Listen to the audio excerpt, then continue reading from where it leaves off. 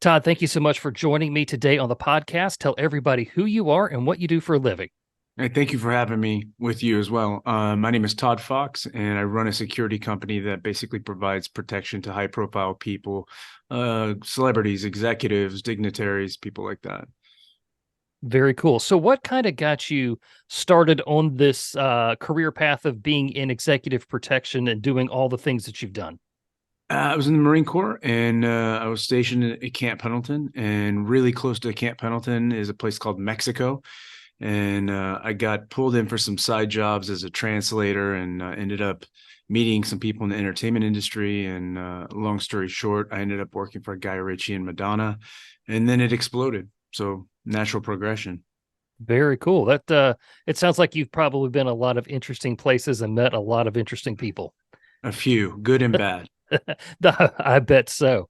So, today on the show, I wanted to talk to you about travel safety. And, as people look to travel domestically here in the US over the holidays, what are some tips that you have for families so they can keep themselves safe on the move? That's complex. Obviously, the people that I'm dealing with and the realms I'm going to are far more complex than kind of a family trip. But there are some things that are identical or the same, at least. Protection is about advance work. It's about choreography. It's about knowing where you're going and what happens there. So if you're traveling domestically, I would say to learn about where you're going and all kinds of data on the internet these days, but you can use police data as one source, like a uniform crime report. So Mhm. you can see what's happening in that city, to what degree, percentage wise, what areas where there are concentrations or masses, neighborhoods specifically, and what type of crimes and who's committing those crimes and who's typically the victims of those crimes. You can look at time of days and days of the week, and you can kind of plan around what occurs there. You don't want to go to certain zones, and if you do have to go to those zones, you go at a certain time of day and a certain day of the week. And that's the big thing. So if you can predict things, you can prevent things. And so the name of the game is kind of learning how the environment works, where not to be, and then again, if you have to be there, how do you to structure yourself or your environment so that you're less likely to be targeted. And then second to that, for us, and this is everywhere in the world, from the Middle East to South America, and even at home in the U.S., is mapping out where you're going and then mapping out emergency points. So in the US, I would say, police departments, fire stations, hospitals, airports, places like that. And then we always add like a safe haven. So if you have a friend in that area, in that region, or a known entity in that region, or if you do a hobby or sport and you have some relationships in that area, that location can be a safe haven. And then once you map that stuff out, like for us, and I don't just say this, I do this, is to put things in your phone. So if you're relying on a map, that's great. We print it out, we look at it, we orient to it. But also, we're now very electronics focused. So I would take my phone and I would punch in hospital info so that in an emergency, I'm not searching for that data. I'm able to just boom, dial, going straight there. So same thing with the addresses, take me straight to that location. So those are probably the simplest things that can be done, stuff that we do as professionals and stuff that moms and dads and uncles and aunts and cousins and anybody listening can do. That is phenomenal stuff. I like the idea of putting the emergency contact information in your phone of like the local, hospital, doctor's offices, things like that. That's really good. I like that. I actually had a situation once where I was standing in the middle of an IKEA furniture warehouse thing. You know how big those stores are, and my son started to have an allergic reaction to a medication that he was having, and so I was like, "Oh gosh, I've got to get out of here." So it was the panic of one getting out of the maze of that store, but then trying to find like the nearest Walgreens to go get him Benadryl, which is what he needed. So that was when I learned right then. It was like, okay, when I'm going to be in an area, I got to know where those pharmacies and where those doctors' offices are. Absolutely, 100%. And that's another thing, is just being able to get through that moment and having access to certain things. Might be an individual first aid kit, whatever. It may be something that you can improvise with, but having pre-planned everything for what we do is about planning, organizing, coordinating. And then when it happens, you're much more prepared. So you've done that kind of rep in your mind, and you've kind of worked through where you would go and what you would do. And it doesn't erase, the response, the emotional response that you'll have, but it helps and shortens kind of that reaction time. Yeah, yeah, that's fantastic. And that leads into my next question here is what do you think is the most underrated preparedness tip that people can have for travel? I'm going to default back to the same stuff, which is people fail to plan in advance. I'll give you an example. It could be something as simple as seeing what alternative options are for flying, for driving, for train, for a boat, seeing what's available there. You can have a primary plan, but if that goes wrong, if something happens and you can't get that rental car, what are you going to do? If something happens and that return plane doesn't work out, or they shut the airways out, where are you going to go? So again, back in the planning phase, if you come up with multiple solutions, chances are that one of them will work out for you. I like that. Yeah, just I think a lot of people just will pack a bag and go and just assume that everything is going to work out. And one of my favorite movies is Planes, Trains, and Automobiles, and that one will show you right up way that that doesn't always happen. Yeah, Um, I can tell you from 24/7 travel, as we talked about, I just finished a 22-hour day and just came from another country. I'm down in South America. You can plan all day long, but things deviate, and so that's why you need secondary and tertiary plans. So absolutely, never goes exactly as planned. But if you have these ideas in your head, it's easy to roll from one to two to three to four, and life just gets better. yeah, I would agree. Is there a story that you can, tell us from all your world travel where you used a secondary plan or even further down the list than that to make something happen? Yeah, we had not very long ago had a medical emergency, and proximity was a really big issue. And we had a trauma level 1 hospital, which is another thing people can kind of look into. All hospitals, all first aid, all kind of medical care, urgent care centers are not the same. And so knowing where specific ones are make the difference between living and dying. And so we happened to be able to get to a trauma level 1 hospital probably in under 3 minutes, and this person was able to survive based on that and the planning and the organizing, picking the closest one relative to trauma. Big deal, very big deal. Yeah, yeah, I would say so. So, yeah, that's where preparedness really comes in and kicks in an absolute emergency, man. That is something. So I kind of wanted to pick your brain about overseas travel right now. That's kind of a hot topic. What do Americans need to think about when traveling abroad right now? I think understanding customs and courtesies and what the general life flow is like. So, what do people wear? How do they talk? How do they move together? What kind of proximity do they have when they move? Is it normal for men and men, or men and women, or women to be alone in that culture? What kind of activities do they do? Is it normal for them to have like a culture, like a coffee culture, where they're going to be on the sidewalks talking and chatting? Is the pace of life slow and casual? Is it fast? Is it intense? um, do religious holidays play into it? So if you're Christian, it's Sunday, and if you're Jewish, it's Saturday, and if you're Muslim, it's Friday, and then things kind of shut down or move around based on that. Holidays are different. International travel, you can be where I'm at, which is in the southern hemisphere, and it's summer now, right? It's kind of weird for a lot of people to think about it, but now it's Christmas time and it's hot and it's warm, and you take a walk and it's Christmas music and people shopping and doing that kind of stuff in the heat. So just understanding kind of what you're going into, what the social norms are, in advance, and then building a parallel structure.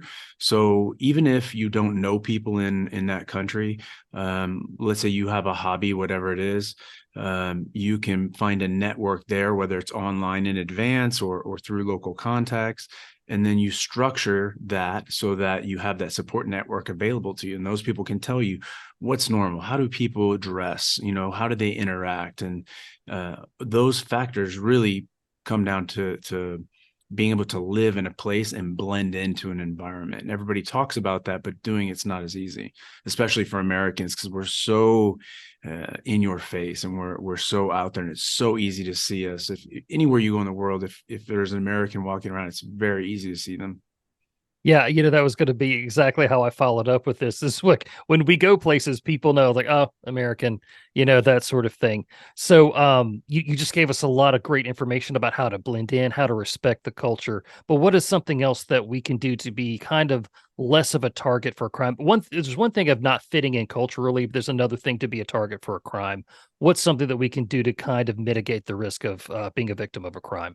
Some of those things you're not going to be able to mitigate. For example, Mhm. you're a white guy, I'm a white guy. If I'm in a realm where people have dark skin and brown eyes, I'm going to stand out. They're going to know that I'm not from that area. So one thing is having people that do look like they're from that area with me.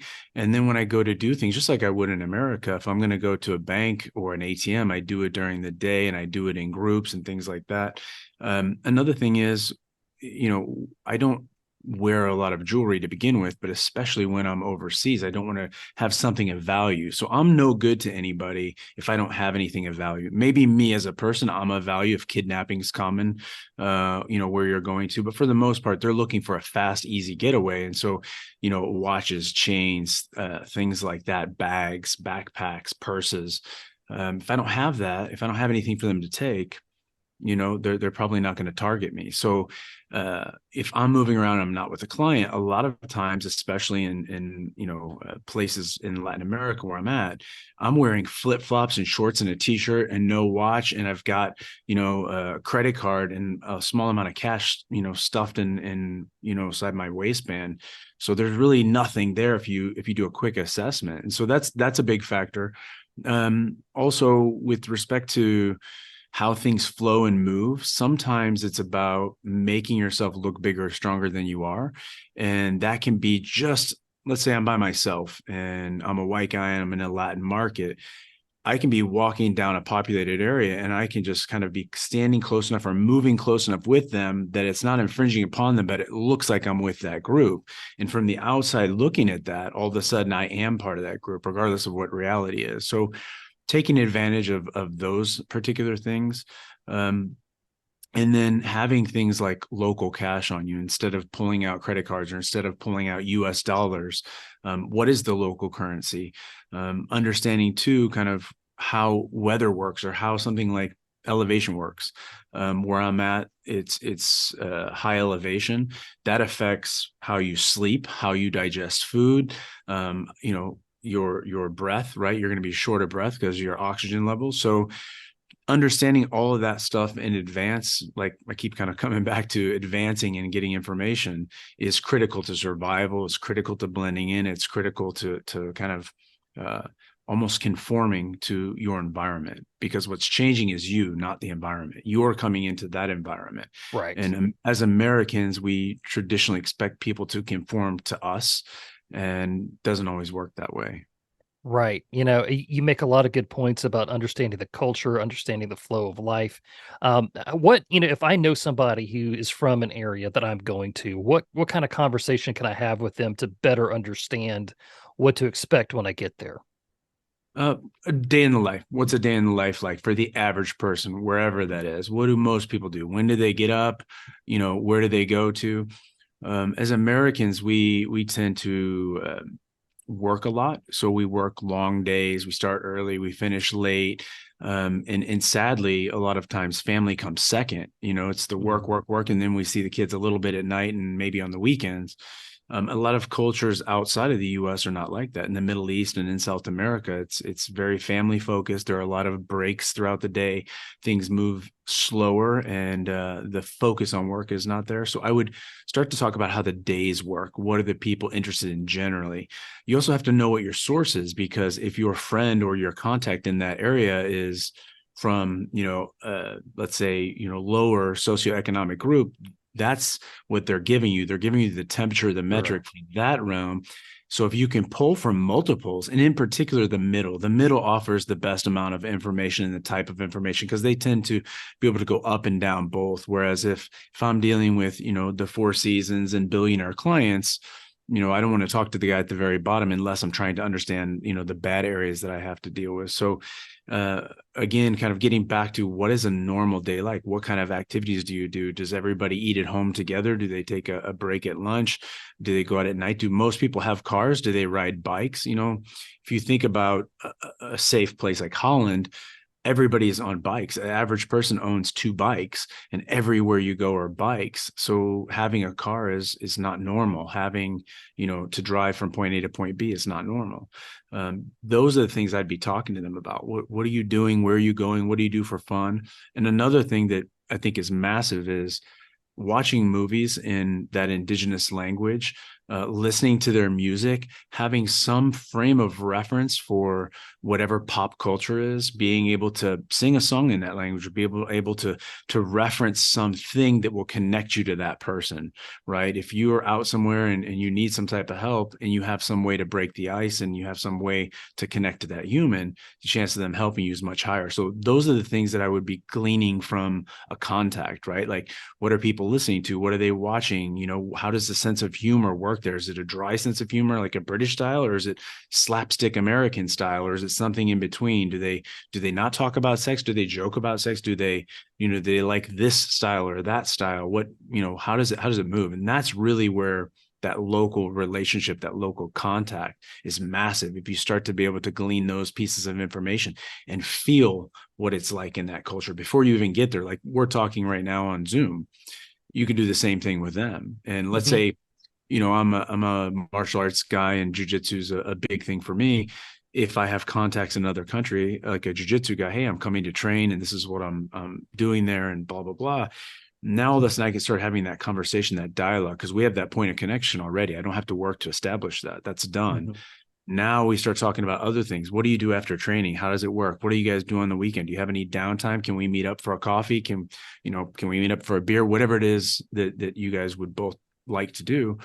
And then you talk. And really it's about investing time in humans to learn and understand kind of how things function in that realm and get away from the American mindset of people must adapt to us. And I'm not talking bad about America. I love America. I'm Oh, super for sure. patriotic, but we do have a signature in that realm, and we have this expectation. And I think the biggest thing is losing that expectation and going, it's on me to adjust to them, not the other way around. Yeah, I just real quick, and when I was in college, I was doing some mission work in Mexico, and we had a guide there and a family there who was helping us out. And we went to one of these like open market things, and our guide was like, "Hey, there's some other Americans over there. Did you talk to them?" And I was like, "No." Why would I go talk? Even though I know I'm in Mexico and they are from the same country, I'm not really interested in talking to them. And that was like a big cultural moment of realizing, oh, okay, this is definitely something that's different. Maybe if you were in the United States and you bumped into another Mexican, you would want to sit there and talk to him as an American. I don't really want to. Yeah, I agree 100%. I'm there for a reason, and cultural penetration is a big part of what my job is, to be able to understand it, to be able to function in it, to be able to utilize it.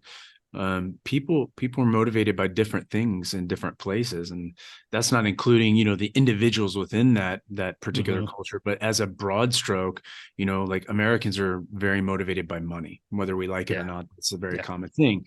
Some cultures, they're very motivated by ideology. It can be political, it can be religious.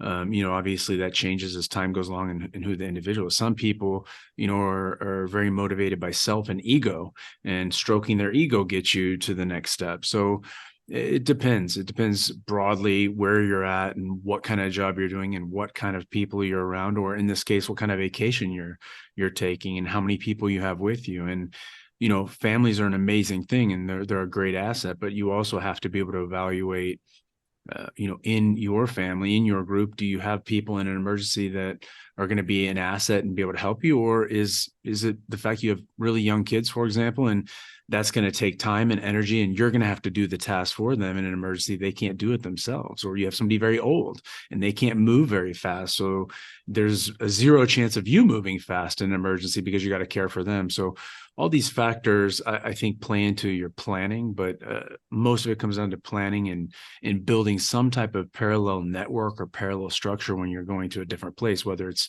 domestic or international. Right. And you just made a really good point there. And I want to make sure people understand it. When you do make these preparations, you can't prepare for the level that you're at. You have to look at the person who is the weakest link, and hate to say it that way, whether that is your mother in law, your father in law who's in a wheelchair, something like that, or the small kids. You have to take in their ability level to understand what your plan is going to be. Yeah, it's not ideal, but if you want to make a plan, it really needs to be rooted in reality, right? And if your plan is to move from point A to point B in 30 seconds, and you have a person that it takes 30 seconds for them to stand up, you're not getting there. And so it's an unrealistic plan, and it really doesn't serve you.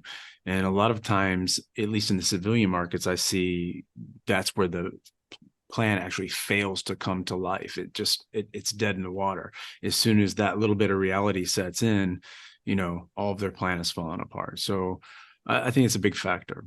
Yeah, absolutely. So, Todd, as we wrap up here, can you share with us, a story that, from your work that would help people understand the importance of being safe traveling outside the US?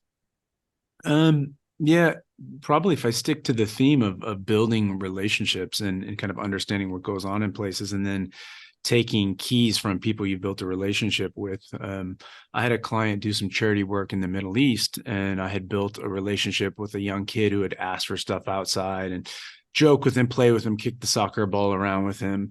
And the client was moving from point A to point B from a hotel to this site, which was a site where he's doing charity. And he's like, Mr. Don't go, Mr. Don't go, Mr. Don't go. And oddly enough, we didn't go, and not because of him, because of another reason. But he was telling me that because that day there were a group of guys outside that were having a demonstration. They were targeting people, and they pulled out some people, non-Americans. And having him there, even though I wasn't able to listen to what he was saying, it was a great lesson for me because he was an asset. And because I had taken care of him, because I had connected with him, he was trying to warn me to not do something because he understood what was happening there. Even as a kid, he understood what was happening there, and who was being targeted in that particular place, which wasn't us.